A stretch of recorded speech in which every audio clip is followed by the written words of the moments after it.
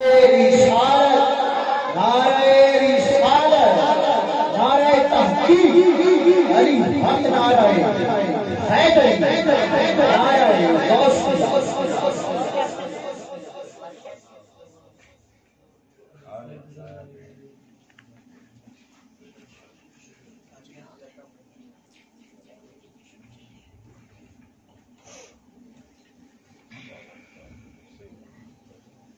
جتنے نوجوان ساتھی بالخصوص مسجد کی دیواروں کے نال ٹیک لگ کے بیٹھے ہوئے،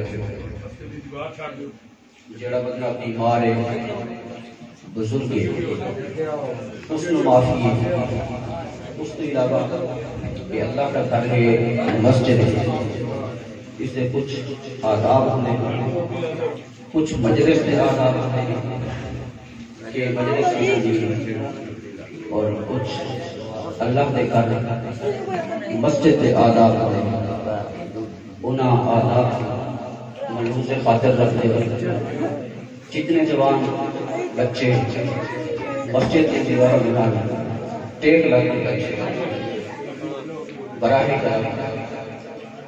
ٹیک ختم کر سیدھے ہو کے بیٹھے ہوئے۔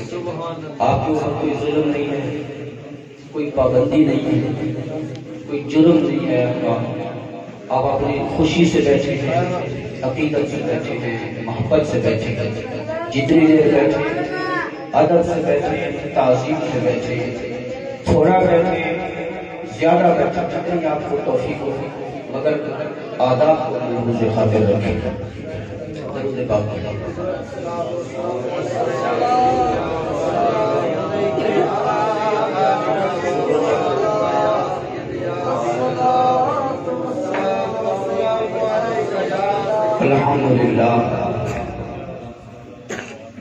الحمدللہ رب العالمین والعاقبۃ للمتقین والصلاة والسلام علی سید الانبیاء والمرسلین وعلی آلہ واصحابہ وازواجہ وذریاتہ وأولیاء أمته وعلماء أهل سنته أجمعين، أما بعد فأعوذ بالله من الشيطان الرجيم، بسم الله الرحمن الرحيم، قال الله تبارك وتعالى في كلام المجيد والفرقان الحميد، لقد من الله على المؤمنين إذ بعث فيهم رسولا من أنفسهم آمنت بالله صدق الله مولانا العظيم وصدق رسوله النبي الكريم، وقال الله تبارك وتعالى في شان حبيبه مخبرا وآمرا إن الله وملائكته يصلون على النبي يا أيها الذين آمنوا صلوا عليه وسلموا تسليما۔ بآواز بلند ذوق شوق کے ساتھ درود و سلام، الصلاة والسلام علیک یا سیدی یا رسول اللہ۔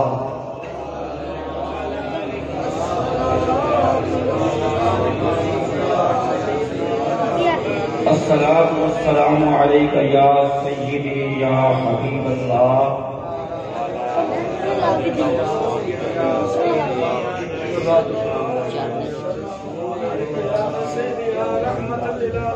اللہ رب العزت کی حمد و ثنا حضور نبی اکرم صلی اللہ تعالی علیہ وآلہ وسلم کی بارگاہ بے کس پناہ کے اندر رہتی ہے درود و سلام پیش کرنے کے بعد میرے نہایت ہی واجب الاحترام، واجب القدر میرے پیر بھائی پیر سید محمد عابد حسین شاہ صاحب گیلانی مدد ذکر العالی اور آج کی اس خوبصورت دست کے جملہ حاضرینوں شرکائے مجلس، السلام علیکم ورحمۃ اللہ وبرکاتہ۔ آج کی یہ خوبصورت بازو آقا دو عالم صلی اللہ تعالی علیہ وآلہ وسلم کے میلاد پاک کے عنوان سے انعقاد پذیر ہے۔ دعا گو کہ رب کائنات اس بابرکت مجلس کے اہتمام کے لیے جن احباب نے تعاون فرمایا ہے، مالی جانی جس اعتبار سے بھی جس نے حصہ شامل کیا ہے، رب کائنات صدقہ اپنے محبوب کے میلاد پاک کا سب کا حصہ ڈالنا اپنی بارگاہ میں قبول و منظور فرمائے اور اس کو ہمارے لیے ذریعہ نجات کرائے۔ حاضرین محترم، رات کے اس پہر لگ بھگ 11:30 بجے کا ٹائم ہو چکا ہے۔ جو میں نے مشاورت کے دوران مشورہ دیا تھا وہ یہ تھا کہ 10 بجے ہماری یہ مجلس ختم ہو جائے، اور میں آج بھی اب بھی مؤدبانہ انداز میں یہی گزارش کروں گا اپنی انتظامیہ کو، کمیٹی کو، اور جو لوگ ایسی محافل کے لیے تگ و دو کرتے ہیں، بھاگ دوڑ کرتے ہیں، اپنے کام کاج چھوڑ کر لوگوں سے میل ملاقات کرتے ہیں، میں ان کی خدمت میں اب بھی مؤدبانہ یہ گزارش کروں گا کہ مجالس کا، محافل کا ایسا اہتمام کریں کہ کوشش کریں مختصر محافل کا اہتمام کریں۔ جو محفل مختصر ہوتی ہے اس کا اثر زیادہ ہوتا ہے، اس کے اندر لوگوں کی جو مراد ہوتے ہیں وہ زندہ رہ جاتے ہیں۔ اب دیکھیں کہ جب یہ مجلس شروع ہوئی ہے تو اس وقت کتنے لوگ تھے، اور اب جب یہ محفل اختتام کے قریب پہنچی ہے تو کتنے لوگ بچ گئے، اور جو چلے گئے ہیں میرے آقا کی نعتیں سن کے گئے ہیں، حضور کا ذکر سن کے گئے ہیں، میں اس چیز کا انکاری نہیں، مگر گزارش اتنی ہے کہ ان نعت خوان حضرات کو سن کر ہماری ضرورت پوری نہیں ہوتی، ذوق ہمارا پورا ہوتا ہے، ہم حص دیتے ہیں، لطف اندوز ہوتے ہیں، آقا کا ذکر سن کے ہمارا سینہ ٹھنڈا ہوتا ہے، ہماری آنکھیں ٹھنڈی ہوتی ہیں، یہ ضرور، مگر یہ نعت خوانی ہمارا ذوق ہے، ہماری ضرورت نہیں۔ ہماری ضرورت علماء کرام ہے، ہماری ضرورت علماء کے قدموں میں بیٹھنا ہے۔ جب تک ہم علماء کرام کے قدموں میں نہیں بیٹھیں گے تب تک ہمارے احوال، ہمارے عقائد، ہمارے نظریات، ہماری سوچ یہ کبھی بھی نہیں بدل سکتی۔ یہ میں آپ کو اپنی زندگی کا تجربہ بتا رہا ہوں۔ آپ محافل نعت کا اہتمام کریں، روزانہ کی بنیاد پر کریں، اور 1 سال تک مسلسل ہر روز محفل نعت کا انعقاد کریں، اور جب سال گزر جائے اس کا رزلٹ دیکھیں کہ کتنے لوگ ہیں جو روزانہ کی بنیاد پر محفل نعت کے اندر آتے ہیں، پھر ان کے اندر کیا تبدیلی آئی ہے، کتنے لوگ ہیں جنہوں نے اپنے چہرے پہ سنت سجایا ہے، کتنے لوگ ہیں کہ جو 5 وقت کے نمازی بن گئے، کتنے لوگ ہیں جو ماں باپ کے نافرمان تھے فرما بردار ہو گئے ہیں۔ سال بعد یہ محافل انعقاد کر کے دیکھ لیں، آپ کو کوئی تبدیلی نظر نہیں آئے گی۔ سال کو چھوڑیں، پورے سال کے اندر برابر باقاعدہ ہر مہینے محفل کا اہتمام کریں، اور اس محفل کے اندر علماء کرام کو بلا کر زیادہ وقت نہیں، صرف 1 گھنٹہ دیں جو وہ عوام کے عقائد، عوام کے اعمال، اصلاحی اعمال پر گفتگو کرے۔ آپ کو ایک واضح تبدیلی نظر آئے گی، آپ کو اس کے اثرات نظر آئے گی۔ تو یہ نعت خوانی یہ ہمارا ذوق ہے، ہم اس کے مخالف نہیں ہیں، یا ہم اس کے منکر نہیں ہیں، مگر یہ صرف ہم حص دینے کے لیے سنتے ہیں۔ ضرورت ہماری قرآن و سنت ہے، ضرورت ہماری علماء کرام ہے۔ جب تک ہم علماء کے قدموں سے نہیں جڑیں گے ہم بتدریج ذلت کی طرف جائیں گے، سمار ہمارے اندر نہیں آ سکتا۔ یہ میری ایک گزارش ہے، وقت کافی ہو چکا ہے، آپ تقریباً 8 بجے کے بیٹھے ہیں اور اب 11:30 ہو چکے ہیں۔ آپ کے مراد تقریباً ختم ہو چکے ہیں۔ اب اس وقت آپ کا زیادہ وقت لینا یہ میں مناسب نہیں سمجھتا، اور اللہ کا شکر ہے میں ہمیشہ اپنے ضمیر کو زندہ رکھتا ہوں۔ جو آج کل بازاری لوگ چل گئے ہیں، مارکیٹ میں عام مل جاتے ہیں، میں ان جیسا مزاج نہیں رکھتا کہ اللہ کا شکر ہے کہ جب تک وقت نہ ملے تو کڑتے رہتے ہیں، بڑے بے چین بیٹھے ہوتے ہیں، اور جب وقت مل جائے تو پھر دوسروں کا لحاظ نہیں کرتے کہ اب ہماری باری لگ گئی ہے، ہم اپنا سینہ ٹھنڈا کر کے اٹھیں گے۔ یہ میرا مزاج نہیں ہے، اور یہ میرے آقا علیہ السلام کا فرمان ہے۔ میرے آقا نے فرمایا حکمت کی بات، علم کی بات ایسے لوگوں کے سامنے نہ کرو جنہیں حکمت اور علم کی بات کی قدر نہ کرو، اور اگر تم کرو گے تو میرے آقا نے فرمایا تم میرے دین کو سستا کر کے بیچو گے اور تم میرے دین کو بے قدر کرو گے۔ تو اللہ کا شکر ہے حالات جیسے بھی ہوں، صحت جیسی بھی ہوں، شروع دن سے لے کر آج کے دن تک یہ اپنا معیار نہیں رکھا، اور اس طرف اللہ رب العزت نے جانے کی توفیق نہیں دی، اور اللہ کرے کہ توفیق نہ ہی، تھوڑا بیان ہو نہ بھی ہو کوئی مسئلہ نہیں ہے، مگر انسان کو اپنا ضمیر زندہ رکھنا ہے۔ یہ میری آپ سے چھوٹی سی گزارش ہے، وقت کافی ہو چکا ہے۔ جتنا میں نے اپنے ذہن میں ایک خاکہ بنایا کہ میں اپنے ان اہل محلہ کی اصلاح کے لیے آقا علیہ السلام کی سیرت کی روشنی میں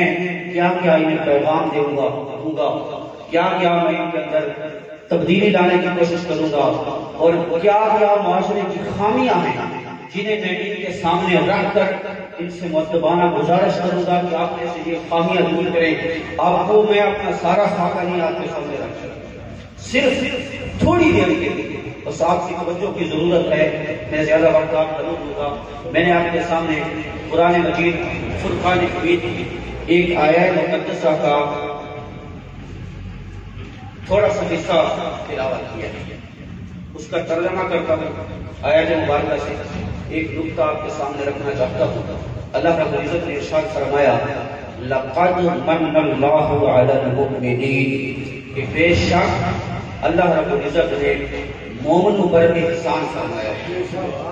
اِذْ بَعَثَ فِيهِمْ رَسُولًا مِنْ أَنفُسِهِمْ، کہ اللہ رب العزت نے ان میں اپنے رسول کو مبعوث فرمایا۔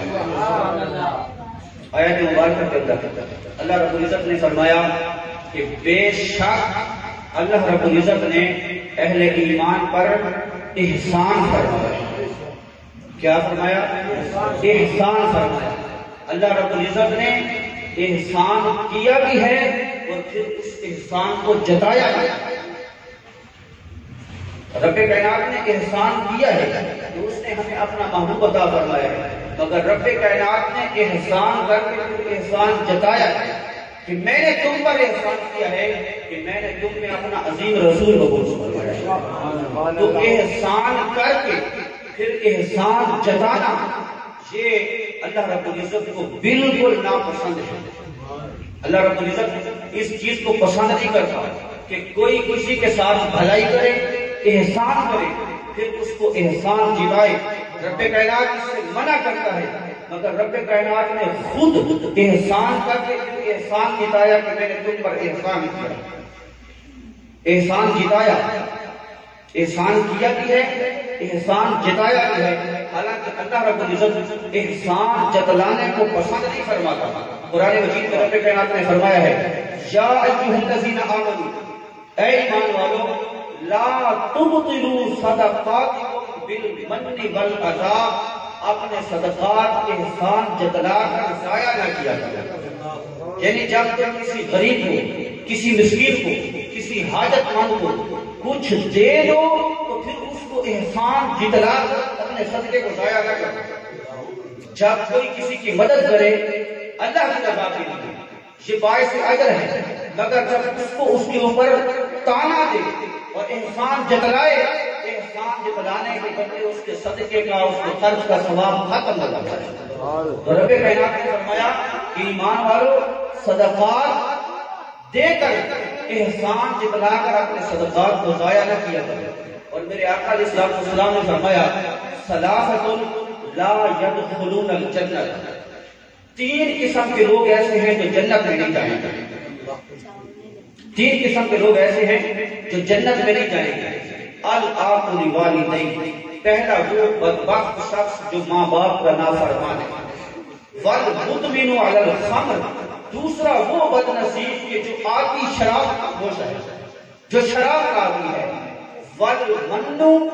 والمنان بما آتا، اور تیسرا وہ شخص کہ جو کسی پر احسان کرے پھر احسان جتلائے۔ تو یہ احسان جتلانا یہ اتنا بڑا جرم ہے کہ رب کائنات کے محبوب نے فرمایا کہ جو احسان کر کے جتلاتا ہے وہ جنت میں نہیں جائے گا۔ سوال پیدا ہوتا ہے کہ یہ اتنا بڑا جرم ہے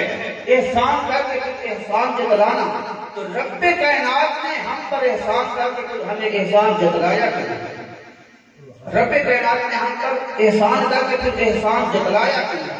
تو اللہ رب العزت نے فرمایا کہ میں نے تم پر صرف ایک احسان نہیں کیا کہ میں نے تمہیں اپنا رسول عطا فرمایا، بلکہ میں نے تم پر بے شمار انعامات کیے، بے شمار نعمتیں دی ہیں، بے شمار احسانات کیے ہیں۔ قرآن مجید میں فرمایا وَإِن تَعُدُّوا نِعْمَتَ اللَّهِ لَا تُحْصُوهَا، اللہ رب العزت نے تمہیں اتنی نعمتیں دی ہیں کہ اگر تم گننا چاہو تو گن نہیں سکتے۔ تو رب کائنات نے فرمایا کہ میں نے تم پر ایک احسان نہیں فرمایا، بے شمار نعمتیں دی ہیں، مگر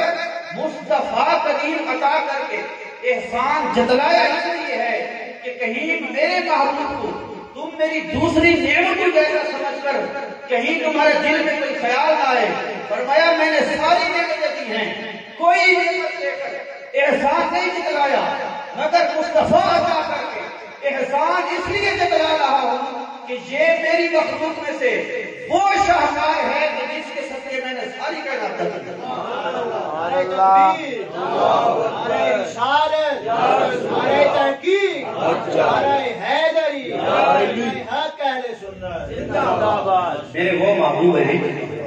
کہ جن کے صدقے میں نے ساری کائنات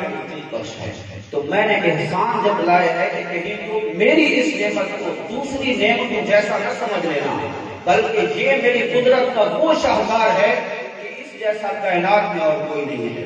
اور نوریوں کا سردار جبریل امین بھی آ کر یہ خبر دیتا ہے کہ یا رسول اللہ میں نے مشرق و مغرب دیکھے ہیں، شمال و جنوب دیکھے ہیں، زمین و آسمان کے چپے چپے کو چھان مارا، آقا خدا کی ساری خدائی میں میں نے آپ جیسا کوئی نہیں ہے۔ سبحان اللہ۔ تو فرمایا بے شک یقیناً اللہ رب العزت نے مومنوں پر احسان فرمایا کہ انہیں کے اندر اپنا محبوب عزیز رسول مبعوث فرمایا۔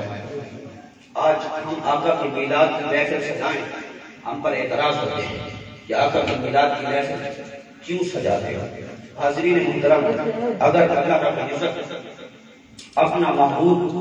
ہمیں عطا نہ فرماتا تو آج ہماری حالت کیا ہوگی؟ میں اور آپ، توجہ میری طرف ہے، میں اور آپ دن رات کے اندر کتنی نافرمانیاں کرتے ہیں، کتنے گناہ کرتے ہیں، مگر اس کے باوجود کبھی اللہ رب العزت نے ہمارا رزق بند نہیں کیا، ہم سے اپنی نعمتیں نہیں روکی، حتیٰ کہ ہم دن رات اس کی نافرمانی کرتے ہیں، مگر آج بھی ہماری شکلیں محفوظ ہیں، اس نے ہماری شکلیں نہیں بدلی۔ یہ اس کا فضل ہے۔ اس نے قرآن مجید میں فرمایا ہے فَلَوْلَا فَضْلُ اللَّهِ عَلَيْكُمْ وَرَحْمَتُهُ، اگر تم پر اللہ کا فضل اور اس کی رحمت نہ ہوتی لَكُنْتُمْ مِنَ الْخَاسِرِينَ، تم خسارہ اٹھانے والوں میں سے ہو جاتے۔ وہ خسارہ اٹھانے والے کون ہیں؟ بنی اسرائیل کہ اللہ رب العزت نے انہیں جمعے کا دن عطا فرمایا کہ یہ تمہارے لیے قابل تعظیم دن ہے، اس دن میں عبادت کر کے میرا قرب حاصل کرو، مگر بنی اسرائیل نے، یہود نے جمعے کے دن کی عظمت کو فراموش کر کے انہوں نے ہفتے کے دن کی تعظیم اپنے اوپر لازم کر دیا۔ رب کائنات نے جمعے کا دن عطا فرمایا، انہوں نے جمعے کے دن کو چھوڑ کر ہفتے کے دن کی تعظیم ادب احترام کرنا شروع کر دیا۔ جب وہ حد سے تجاوز کرنے لگے اور ہفتے کے دن کو پسند کرنے لگے، رب کائنات نے ان پر امتحان ڈال دیا اور انہیں آزمائش میں مبتلا کر دیا۔ آزمائش کیا تھی؟ رب کائنات نے فرمایا میں نے تمہیں جمعہ عطا فرمایا ہے، تم نے ہفتے کو پسند کیا ہے، اب تم پر لازم ہے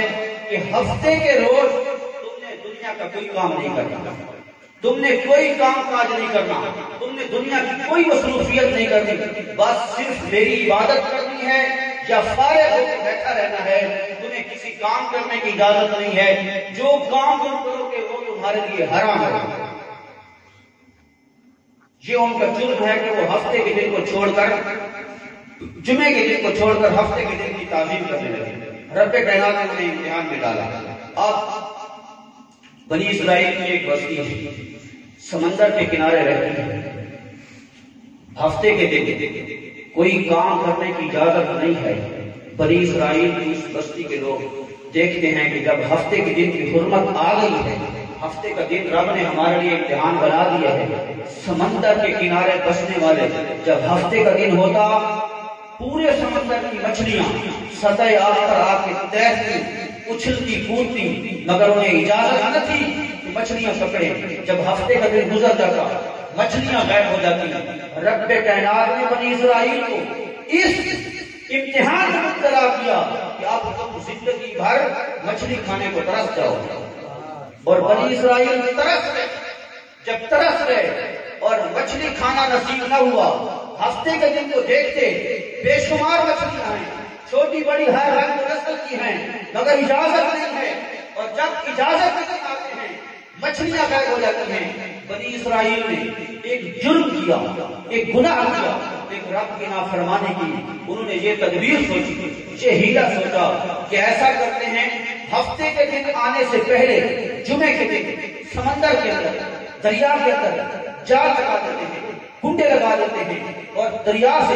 سمندر سے چھوٹے چھوٹے نالے بنا کر دور جا کے گڑا بنا لیتے ہیں، حوض بنا لیتے ہیں۔ مچھلیاں آئیں گی ہفتے کے دن، کوئی کنڈے میں پھنس جائے گی، کوئی جال میں پھنس جائے گی، کوئی نالے کے ذریعے گزرتی ہوئی حوض میں جا کے بند ہو جائے گی۔ جب ہفتے کا دن گزر جائے گا، اتوار کا دن آئے گا، ہم پکڑ لیں گے اور ہم کہیں گے کہ ہم نے تو ہفتے کے دن شکار نہیں کیا۔ شکار تو ہفتے کے دن ہی ہو رہا ہے، مچھلیاں تو ہفتے کے دن ہی آ رہی ہیں، مگر وہ ہیلا کیا کر رہی ہیں، بہانے کیا تلاش کر رہے ہیں کہ ہم نے ہفتے کے دن تو شکار نہیں کیا۔ اتنا جرم ہوا، قرآن واضح الفاظ میں کہہ رہا ہے صرف ایک جرم ہوا۔ رات کو سوئے تو انسان تھے، جب صبح اٹھے تو کوئی بندر بن چکے تھے، کوئی خنزیر بن چکے تھے۔ صبح سوئے، رات کو سوئے ہیں، شکل انسانی ہے، مگر جب صبح اٹھتے ہیں کئی بندر بن چکے ہیں، کئی خنزیر بن چکے ہیں۔ حاضرین محترم، بنی اسرائیل ایک جرم کریں، بندر و خنزیر بن جائیں، میں اور آپ دن رات رب کی نافرمانی کریں، رب کے رسول کی نافرمانی کریں، ہر وقت گناہ میں مبتلا کر رہے ہیں۔ میری اور آپ کی اگر شکل نہیں بگڑتی تو یہ صدقہ ہے آمنہ کے راز کا، یہ صدقہ ہے میرے آقا کریم کا، جس محبوب کے صدقے رب نے ہماری شکلیں سلامت رکھی ہیں، ہمارے اعضاء وجود سلامت رکھے ہیں، رب کائنات نے ہمارے گناہوں پہ پردے ڈال کے رکھے ہیں۔ اس محبوب کے میلاد کی ہم خوشی نہ منائیں تو اور کیا کریں؟ اس محبوب کے میلاد کی ہم خوشی نہ منائیں تو کیا کریں؟ وہ معروف رسول جس کو اللہ رب العزت نے فرمایا وَمَا أَرْسَلْنَاكَ إِلَّا رَحْمَةً لِلْعَالَمِينَ، محبوب میں نے تجھے ساری کائنات کے لیے رحمت بنا کے بھیجا ہے، آدموں کے لیے بھی رحمت بنا کے بھیجا ہے، بیگانوں کے لیے بھی رحمت بنا کے بھیجا ہے۔ آدموں کے لیے میرے آقا سراپا رحمت ہے، بیگانوں کے لیے کیسے رحمت ہے؟ بات ختم کرنے کی طرف لے جا رہا ہوں، اصول برکت کی خاطر صرف ایک بات کر کے میں بات کو ختم کرنے لگا ہوں۔ بیگانوں کے لیے میرے آقا کیسے رحمت ہے؟ فتح مکہ کی تاریخ اٹھی، جب میرے آقا علیہ السلام ہجرت فرما کر مدینہ طیبہ کی طرف جانے لگے تو اس رات میرے آقا سیدنا صدیق اکبر رضی اللہ تعالیٰ عنہ کی میت میں شہر مکہ سے باہر نکل کر ایک بلند جگہ پہ کھڑے ہو کر اللہ کے گھر بیت اللہ کو دیکھ کر میرے آقا کی آنکھیں برس رہی ہیں، حضور رو رہے ہیں اور میرے آقا فرما رہے ہیں اے کعبہ خدا کی عزت کی قسم تو مجھے سب سے زیادہ پسند تھا، اے شہر مکہ میں تیرے اندر رہنا سب سے زیادہ پسند کرتا تھا، مگر میری قوم نے مجھے مجبور کر دیا ہے، میں شہر مکہ سے نکالا چاہتا ہوں۔ حضور ہجرت کر مدینہ طیبہ تشریف لے گئے، وقت گزرتا گیا حتیٰ کہ 8 ہجری کا سال آ گیا۔ جب 8 سال گزر گئے، 8ویں سال میرے آقا علیہ الصلوۃ والسلام فتح مکہ کا موقع پر مکہ شریف کے اندر جلوہ افروز ہوتے ہیں، کعبہ کے صحن میں، کعبہ کی چھت پر، کعبہ کے ارد گرد مضافات میں 360 بت رکھے ہوئے ہیں۔ میرے آقا کعبہ کے اندر جب تشریف لے جاتے ہیں، صحن کعبہ کے اندر بتوں کو صاف کرتے ہیں، کعبے کو بتوں سے صاف کر کے کعبے کا دروازہ کھول کے، اور اس دن جن لوگوں نے میرے آقا کو مکے سے نکال دیا تھا مجبور کر کے، ظلم و جبر کر کے، فتح مکہ کے دن تمام سرداران مکہ، تمام قریش مکہ اور تمام مکہ کے باسی میرے آقا کے سامنے مجبور اور بے بس ہو کے کھڑے تھے۔ میرے آقا فاتحانہ انداز میں اللہ کے گھر بیت اللہ کے دروازے پہ کھڑے ہو کر ان لوگوں سے مخاطب ہو کے فرماتے ہیں جنہوں نے مجبور کر کے مصطفیٰ کریم کو مکے سے نکالا تھا، جب مصطفیٰ مکے سے نکلے میرے آقا کی آنکھیں برس رہی تھی،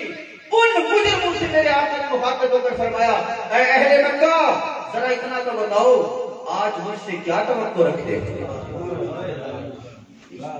مجھ سے کیا امید رکھتے ہیں،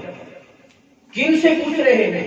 یہ وہ لوگ ہیں میرے آقا اپنے غلام بلال کے ظلم بھول نہیں گئے تھے، یہ وہ لوگ ہیں جو حضرت بلال حبشی کو گلے کے اندر رسی ڈال کر جانور کی طرح شہر کے اوباش نفنگے لوفر لڑکوں کے ہاتھ میں دے دیتے ہیں، جو سارا دن حضرت بلال کی بے حرمتی کرتی ہے۔ میرے آقا وہ دن بھول نہیں گئے تھے جب بلال کو گرم ریت پر لٹا کر سینے پہ پتھر رکھ دیا جاتا تھا اور مطالبہ صرف اتنا ہوتا کہ بلال محمد عربی کا دامن چھوڑ دے، بلال گرم ریت پر لیٹتے ہوئے سینے پہ پتھر رکھے ہوئے حالت میں بھی احد کنارے لگاتا کہ جان دے سکتا ہوں محمد عربی کا دامن نہیں چھوڑ سکتا۔ یہ ساری میرے آقا کے سامنے ہے، میرے آقا کے سامنے ہے۔ وہ 3 سال کی میرے آقا کو یاد ہے کہ جب اہل مکہ نے 3 سال میرے آقا سے بائیکاٹ کیا اور سوشل بائیکاٹ کیا، ہر شخص اہل مکہ کو حکم دے دیا، گنتی کے چند لوگ مسلمان ہیں، وہ حضور کے صحابہ اور میرے آقا شیب ابی طالب میں محصور ہو کر رہ گئے ہیں، اور سارے اہل مکہ نے یہ ایک دوسرے کو کہا کہ خبردار کوئی ان مسلمانوں سے لین دین نہ کرے، کوئی ان کی مجلس میں نہ جائے، کوئی ان کی بیمار پوری نہ کرے، کوئی ان سے نفع نقصان کوئی تعلق نہ رکھے۔ وہ 3 سال میرے آقا نے اسی مکہ میں گزارے تھے، اور صحابہ اکرام فرماتے ہیں جب شیب ابی طالب میں ہم محصور تھے، ہماری حالت یہ تھی کہ بھوک سے ہمارے پیٹ کمر سے مل گئے اور انتظار کرتے مولا آندھی چلا، ہوا چلا، جب تیز ہوا چلتی، آندھی چلتی، خشک چمڑے کا کوئی ٹکڑا اگر شیب ابی طالب میں آ جاتا ہم پانی میں ڈبو کے وہی کھا لیتے۔ سبحان اللہ۔ وہ دن میرے آقا نے اسی مکہ میں گزارے، انہی اہل مکہ کو مخاطب کر کے میرے آقا فرما رہے ہیں اے اہل مکہ ذرا بتاؤ آج مجھ سے کیا توقع رکھتے ہو، آج مجھ سے کیا امید رکھتے ہو کہ میں تمہارے ساتھ کیسا سلوک کرنے والا ہوں۔ سرداران مکہ، قریش مکہ سر جھکا کے ندامت میں ڈوبے ہوئے شرمندگی سے نظریں جھکا کے کھڑے ہیں اور دبے لہجے میں میرے آقا کی بارگاہ میں عرض کرتے ہیں نظن خیرا یا رسول اللہ، تیرے تو خیر کی امید رکھتے ہیں۔ جانی دشمن جب میرے آقا ہجرت کر کے مکہ کی طرف تشریف لے گئے، جس رات میرے آقا نے ہجرت کی، اہل مکہ کے ہر قبیلے کا ایک جوان کڑیر ان کی میٹنگ کے مطابق ان کے دستے میں شامل تھا، ہاتھ میں تلواریں پکڑ کر مصطفیٰ کریم کے گھر کا محاصرہ کر کے کھڑے ہیں. جب میرے آقا اپنے گھر اپنے کاشانِ نبوت سے نکلتے ہیں اور مولا علی المرتضیٰ کو اپنے بستر پہ لٹاتے ہیں جانی دشمن. مگر جب میرے آقا نے پوچھا مجھ سے کیا توقع رکھتے ہو, کیا امید رکھتے ہو, تو کہنے لگے نظن خیرن, ہم جیسے بھی ہیں آپ سے خیر کی امید رکھتے ہیں. یہ ہے شان رحمت للعالمین, آپ سے خیر کی امید رکھتے ہیں. نبی چن کریم, تو کریم نبی ہے. وَأَخٌ کریم, تو کریم بھائی ہے. وَابْنُ أَخٍ کریم, اور تو کریم بھائی کا بیٹا ہے. آج تیرے کرم کی امید لگا کے کھڑے ہیں اور کہتے ہیں وقت قدرتا, آج ہم نے اپنی آنکھوں سے دیکھ لیا ہے رب کائنات نے ساری قدرت نے آج تیرے ہاتھ میں رکھ دی ہے. آج رب کائنات نے سارے اہل مکہ کا مالک و مختار تیرے ہاتھ میں اختیار دے دیا ہے. آج ہماری زندگی کا مالک بھی تو ہے, موت پر قادر بھی تو ہے. چاہے تو ہماری گردنیں اڑا دے, مگر ہم تجھ سے خیر کی امید رکھتے ہیں. اس وقت میرے آقا کے کسی صحابی نے یہ شعر پڑھا کہ آج ہم اہل مکہ سے چن چن کر اپنے مطالبہ بدلہ لیں گے. میرے آقا نے فرمایا نہ, آج بدلہ لینے کا دن نہیں ہے, آج مصطفیٰ کریم کی رحمت کے بادل برسنے کا دن. میرے آقا نے فرمایا یا معشر قریش, اے اہل قریش, آج زمانہ جاہلیت کی ہر رسم تم سے دور ہو گئی ہے. آباء و اجداد پر فخر کرنا ختم ہو گیا ہے. اور میرے آقا نے فرمایا آج میں تم سے وہی بات بولوں گا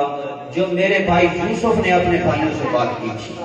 کہ لا تثریب علیکم اليوم, آج تم سے کوئی مواخذہ نہیں ہے, کوئی بدلہ نہیں لیا جائے گا, کوئی تم سے مطالبہ نہیں ہے, بلکہ یغفر اللہ لکم, جاؤ اللہ تمہیں معاف کرے.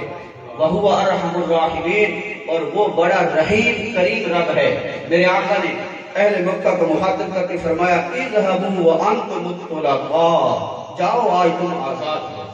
آج بدلہ نہیں لیا جائے گا. اور یہ میرے آقا کی شان رحمت للعالمین ہے. بدلہ لینا تو دور کی بات ہے,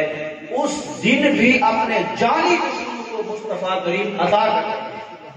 انہیں نواز رہے ہیں. جو کلید بردار تھا کعبے کا, جس کے پاس کعبے کی چابی تھی, عثمان بن طلحہ, ہجرت سے پہلے ایک دن میرے آقا کریم صحن کعبہ میں آئے اور اہل عرب کا, اہل مکہ کا یہ طریقہ تھا, یہ دستور تھا کہ ہفتے میں 2 دن کعبے کا دروازہ کھولتے اور ہر شخص اندر جانے کی اجازت ہوتی. سوموار کے دن بھی کعبے کا دروازہ کھولتے, جمعرات کے دن بھی کعبے کا دروازہ کھولتے, اور مکہ کے ہر مشرک, ہر کافر, ہر بت پرست کو کعبے کے اندر جانے کی اجازت ہوتی. عثمان بن طلحہ اپنے ایمان لانے کے بعد اپنا واقعہ خود بیان کرتے ہیں, فرماتے ہیں کہ ایک مرتبہ ایسا ہوا, میں نے کعبے کا دروازہ کھولا اور ہر مشرک بت پرست کافر کو کعبے کے اندر جانے کی اجازت ہے. اتنی دیر میں میرے آقا قریب بھی آ گیا تاکہ میں بھی اللہ کے گھر کعبہ اللہ کے اندر داخل ہو سکوں. عثمان بن طلحہ کہتے ہیں میں اس وقت کافر تھا, میں اس وقت اسلام کا دشمن تھا, مصطفیٰ کریم سے مجھے سخت نفرت تھی. میں نے اپنے آقا کو, میں نے تاجدار کائنات کو روک لیا دروازے پر کہ خبردار, ہر شخص کعبے کے اندر جا سکتا ہے, اے محمد تو نہیں جا سکتا. ہر شخص جا سکتا ہے, اے محمد تو نہیں جا سکتا. میرے آقا علیہ الصلوۃ والسلام حضرت عثمان بن طلحہ فرماتے ہیں میں نے حضور کی شان میں گستاخی کی ہے, نازیبہ جملے کہے ہیں, میں نے غصے کا اظہار کیا ہے. میرے کریم آقا سب سن رہے ہیں اور سن کر میرے آقا مسکرا رہے ہیں, حضور کی پیشانی پہ بل بھی نہیں آتا. اور جب اس نے اپنے غصے کو ٹھنڈا کر لیا اور خاموش ہوا, میرے آقا نے فرمایا یا عثمان, اے عثمان, لعلک سترضا, لعلک سترا ھذا المفتاح یوما بیدی ادعوہ حیث شئت. اے عثمان, وہ دن کیسا ہوگا جب یہ کعبے کی چابی میرے ہاتھ میں ہوگی, میں جس کو چاہوں گا اس کو دوں گا. سبحان اللہ. کعبے کی چابی کا میں مالک ہوں گا, کعبے کی چابی میرے ہاتھ میں ہوگی, میرے اختیار میں ہوگی, میں جس کو چاہوں گا عطا کروں گا. عثمان بن طلحہ کہتا ہے جب سرکار نے فرمایا کہ کعبے کی چابی میرے پاس ہوگی، میں نے کہا کہ آپ قریش اس دن مر جائیں گے، قریش اس دن ختم ہو جائیں گے، قریش اس دن ذلیل ہو جائیں گے؟ میرے آقا نے وہ تاریخ ساز جملے ارشاد فرمایا بل عملت یومئذ وعزت، اس دن قریش مار دی جائیں گے بلکہ حقیقی زندگی پا جائیں گے، اس دن قریش ذلیل نہیں ہوگے بلکہ عزت پا جائیں گے۔ وقت آ گیا، فتح مکہ ہو گیا، اب کعبے کی چابی میرے آقا علیہ الصلوۃ والسلام سینے کعبہ میں آئے، عثمان کو آواز دی چابی لے آؤ۔ پہلے تو سب کچھ کہتا تھا،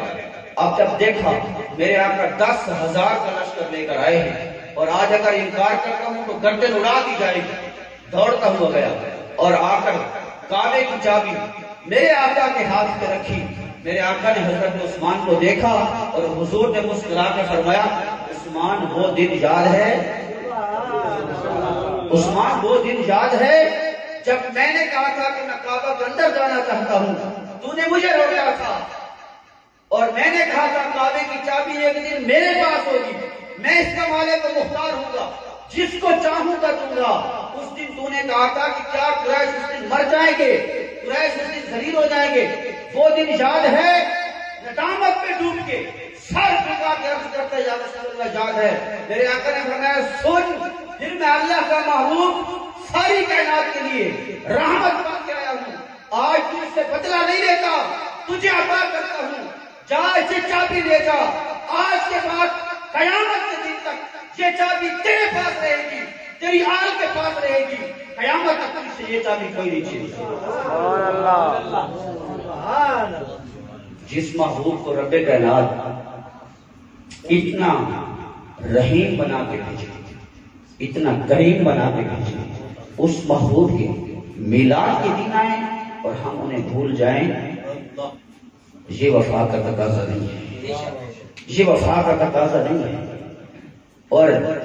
حاضرین محترم وقت اجازت نہیں دیتا، میرے آقا کی جو عطائیں اس وقت تھیں، مصطفیٰ کی بارگاہ کی خیرات آج بھی بٹ رہی ہے، مصطفیٰ کی بارگاہ سے خیرات آج بھی مل رہی ہے۔ حضرت شاہ عبد الرحیم محدث دہلوی سے پوچھیں، حضرت شاہ ولی اللہ محدث دہلوی اپنے والد ماجد حضرت شاہ عبد الرحیم محدث دہلوی کا واقعہ بیان کرتے ہیں، فرماتے ہیں کہ میرے والد ہر سال جوش و خروش کے ساتھ، اہتمام کے ساتھ محافل میلاد کا انعقاد کرتے ہیں۔ ایک سال ایسا بھی آیا کہ غربت چھا گئی، تنگدستی کا عالم ہے، ہاتھ میں کچھ نہیں ہے۔ شاہ عبد الرحیم محدث دہلوی میرے آقا کا غلام ہر سال باقاعدگی کے ساتھ میرے آقا کا میلاد منانے والا پریشان ہے، غم زدہ ہے کہ ہاتھ میں روپیہ پیسہ نہیں ہے، حالات اجازت نہیں دیتے، اس سال اپنے آقا کا میلاد کیسے مناؤں گا؟ جب کچھ نہ سوچا، چاند ٹکے تھے، چند پیسے تھے، بازار میں جا کر تھوڑے سے بھنے ہوئے چنے خریدے، میرے آقا کے میلاد کے نام پہ لوگوں میں تقسیم کر دیے اور سارا دن اداس رہا، پریشان رہا کہ اس سال دھوم دھام سے مصطفیٰ کا میلاد نہیں بنا سکا۔ جب رات ہوئی، آنکھ لگی، مقدر جاگے، خواب میں کیا دیکھ رہے؟ جتنے رسول اللہ کے غلاموں نے سرکار کی میلاد کی محفل سجا کر لنگر کا اہتمام کیا ہے، ہر کسی کا لنگر مصطفیٰ کریم کی بارگاہ میں موجود ہے، اور سب سے قریب میرے آقا کی بارگاہ میں شاہ عبد الرحیم کے وہ چنے موجود ہیں۔ میرے آقا کی بارگاہ سے خیرات آج بھی بڑھ رہی ہے۔ ہم آقا علیہ الصلوۃ والسلام کی محفل میلاد کا انعقاد کرتے ہیں، یہ برکات سے خالی نہیں ہے، یہ فائدے سے خالی نہیں ہے۔ شاہ عبد الحق محدث دہلوی کو دیکھیں، اور شاہ عبد الحق محدث دہلوی یہ وہ بزرگ ہیں جو تمام مکاتب فکر کے مسلمہ بزرگ ہیں۔ دیوبندی مکتبہ فکر ہے، بریلوی مکتبہ فکر ہے، جتنے بھی مکاتب فکر ہیں مسلمانوں، یہ تمام جو مسلمہ بزرگ ہیں، ہر مکتبہ فکر ان کو اپنا بزرگ مانتے ہیں۔ اور شاہ عبد الحق محدث دہلوی یہ وہ حضور کے غلام ہیں کہ جنہیں ہر رات میرے آقا کا دیدار اور جانتے ہو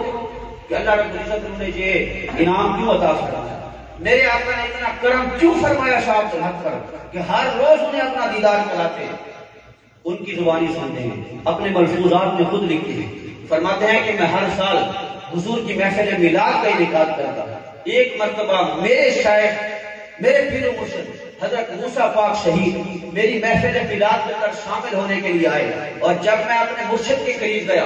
جا کر بیٹھا تو میرے مرشد نے مجھے کہا کہ اے میرے مرید عبدالحق، میں تیری محفل میلاد میں